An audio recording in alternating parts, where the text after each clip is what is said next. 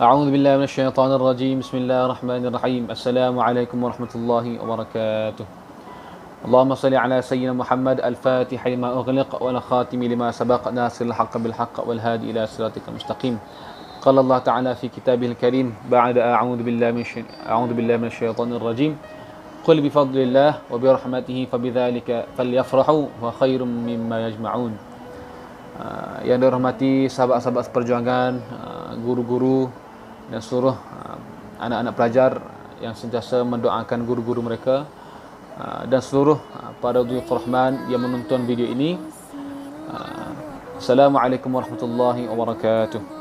Okey, baik, pada hari ini saya akan share kepada tuan-tuan sekalian, guru-guru, para pentadbir dan juga anak-anak pelajar berkenaan dengan kajian tindakan yang mana saya dedikasikan khusus untuk anak-anak pelajar hufazul Quran kita, insya-Allah.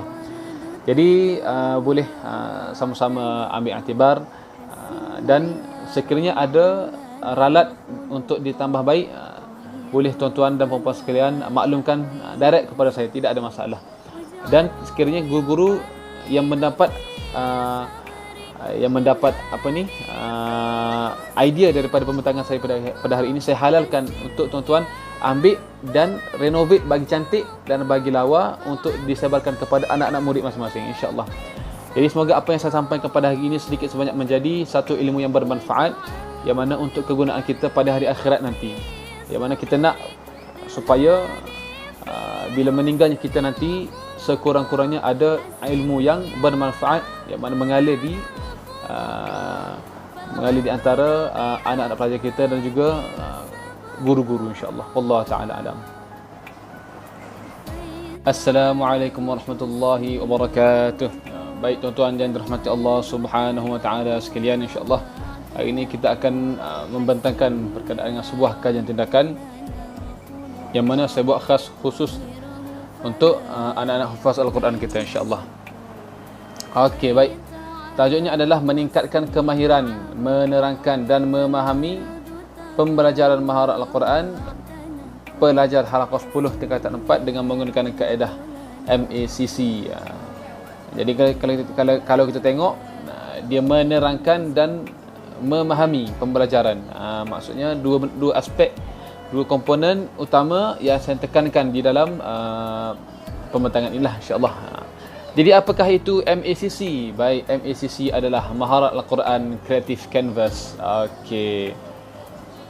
Maharat Al-Quran Creative Canvas. Maksudnya dia berfokus kepada mata pelajaran Maharat Al-Quran, insya-Allah. Slow sikit.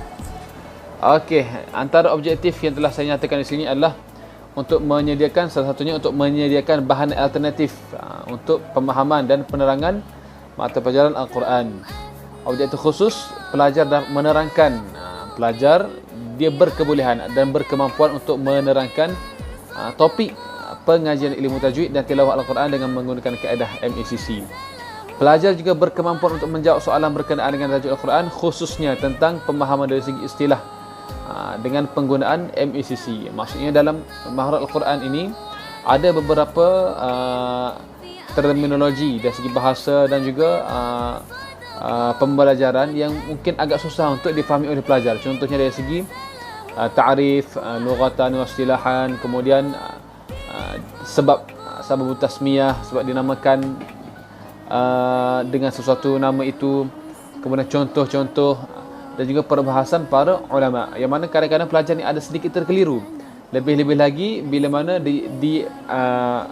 diajar dengan fully bahasa Arab. Jadi insya-Allah dengan kaedah yang dilaksanakan ini, sedikit sebanyak akan membantu para pelajar secara khususnya dan juga guru dalam menyediakan bahan alternatif PDPR, insya-Allah. Okey, baik.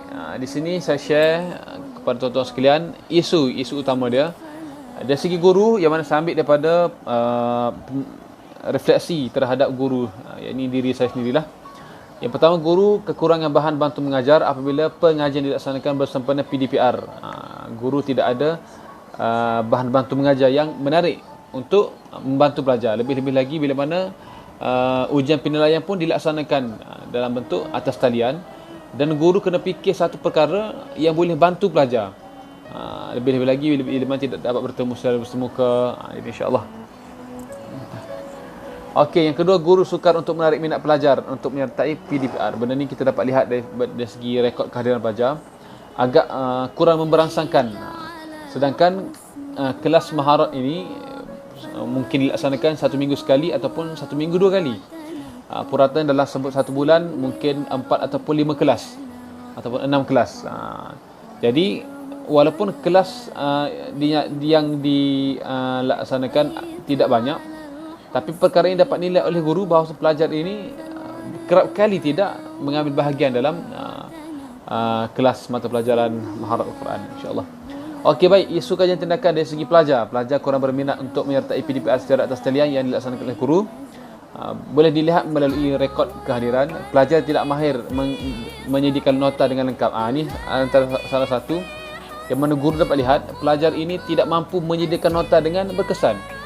Lebih-lebih lagi bila mana guru terpaksa translate daripada bahasa Arab kepada bahasa Melayu.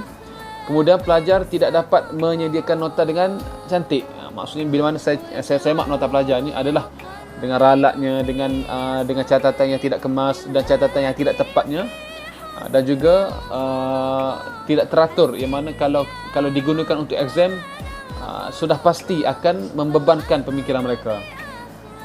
Pelajar tidak dapat memahami terminologi serta istilah pengajar dengan betul, sekaligus menjejaskan penilaian. Okey, baik, seterusnya kita akan tengok pada fokus. Okey, fokus adalah membantu pelajar meningkatkan kemahiran memahami terminologi tajuk Al-Quran di dalam mata pelajaran maharat Al-Quran dan peningkatan hasil penilaian. Dan fokus yang kedua adalah untuk menghasilkan satu bahan bantu mengajar sempena PDPR pasca pandemik PKPP. Okey, baik, sasarannya adalah pelajar-pelajar halaqah saya selama 12 orang pelajar puteri. Kemudiannya kita akan tengok pula pada intervensi. Okey, ini adalah contoh penghasilan MACC. Maksudnya pelajar ini menyediakan satu creative canvas, menyediakan satu poster, infografik dan satu image yang sangat menarik melalui kemahiran grafik mereka.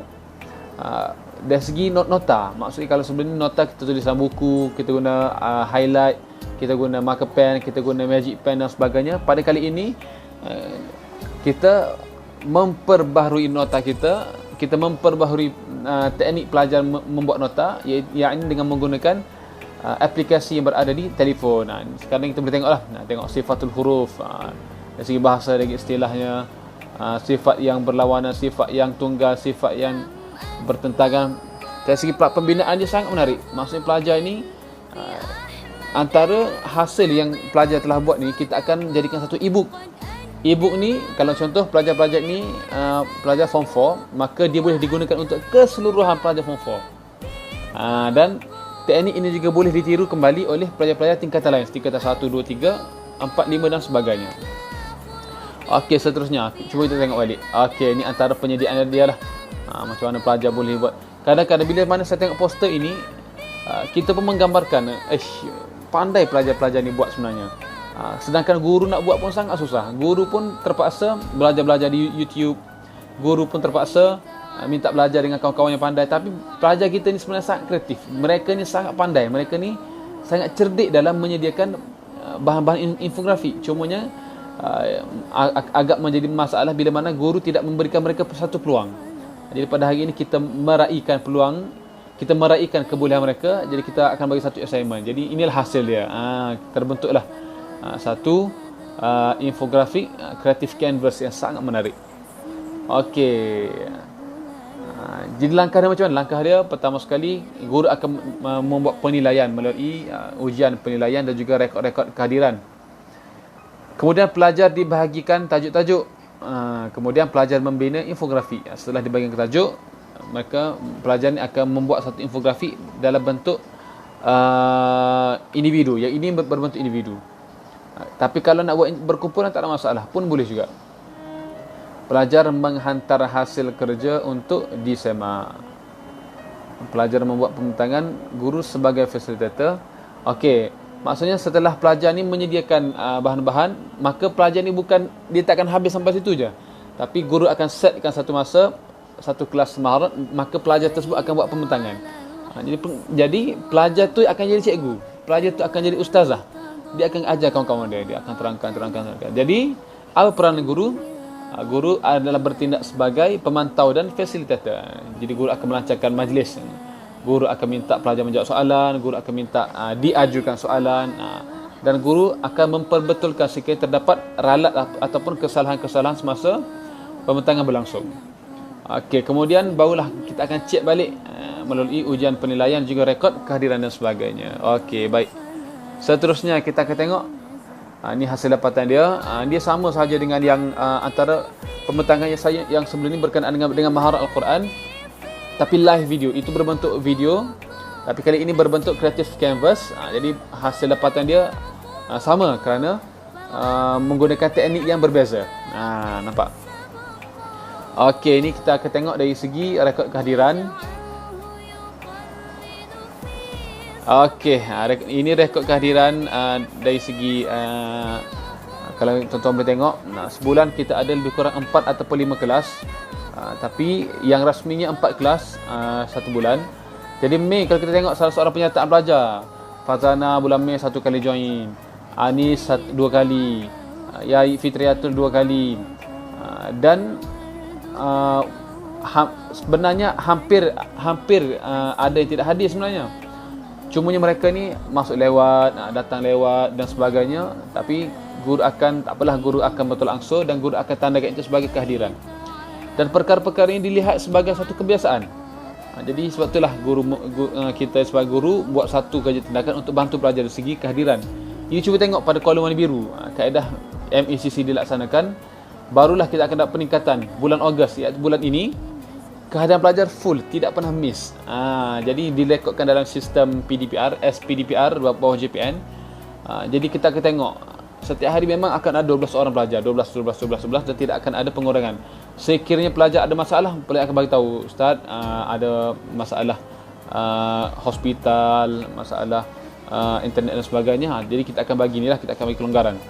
Jadi alhamdulillah dengan asbab kita melaksanakan satu kaedah ini, membantu pelajar untuk bersama-sama hadir dalam PDPR. Ini dari graf dia lah. Cuba tengok.